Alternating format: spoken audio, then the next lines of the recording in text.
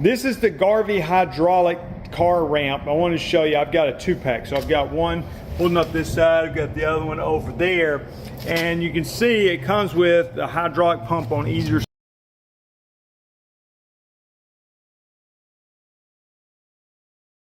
For a car ramp to demonstrate it, I went ahead and I've got an F350 Super Duty truck on here. So just to show you, this is a big truck that I'm supporting with that. Once you get it on the ramp, you drive it up on there. It is strong, came fully assembled. And this product was given to me in exchange for a video. The opinions in this video are my own. Once I get up on there, again, I can now use the hydraulic pump to raise it up even higher. And then for a safety mechanism, it's got these 2 pins that you can put in there to support it once you raise it up. Now, I've already pumped this one up with my handle here, and to lower it back down, I'm gonna remove the pins and then take the handle here, and I'm gonna turn this counterclockwise, and you see it dropped it back down.